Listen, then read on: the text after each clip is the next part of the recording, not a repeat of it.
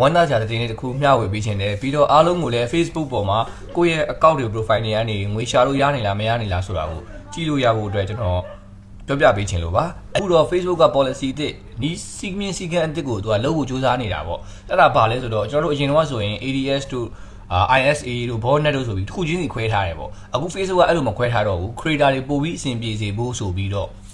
all in one မင်းစာပဲတင်တင်ပုံပဲတင်တင် mind လေးပဲတင်တင် video ပဲတင်တင်ကြိုက်တာတင်ပတ်စံပေးမယ်ပတ်စံပေးချင်တယ်ဆိုပြီးတော့ content monetization ဆိုတဲ့ tool စာပြီးမိတ်ဆက်တာတော့2024ထဲပါအခု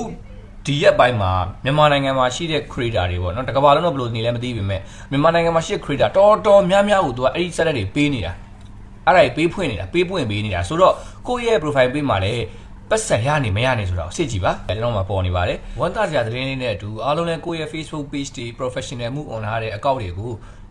ကြည့်လို့ရအောင်လို့ကျွန်တော်အသင်ပေးလိုက်ပါတယ် professional dashboard ထဲကိုတော့ monetization တွေကိုဝင်ပြီးလို့အောက်မှာ content monetization ဆိုတဲ့နေရာလေးကအခုလိုမျိုး set up ဆိုပြီးပေါ်နေပြီဆိုရင်တော့အဲ့ဒီ tool လေးကပတ်စံစပြီးဝင်ဖို့အဆင်သင့်ဖြစ်နေပြီဆိုတာပါပဲခင်ဗျာကျွန်တော်တဆင့်ချင်းလဲဘယ်လိုဝင်ရတယ်ဆိုတာကိုသိချပြပေးပါမယ်ကျွန်တော်တို့ profile ထဲကိုဝင် professional dashboard ကိုနှိပ်ပြီးရင်အပေါ်ဆုံးလေးတွေက monetization ဆိုတဲ့ဟာလေးကိုတစ်ချက်နှိပ်အဲ့ဒါဆိုရင်တော့အဲ့မှာကိုကဘယ်ဟာကငွေရှာလို့ရနေပြီဆိုတာကပေါ်နေပါတယ်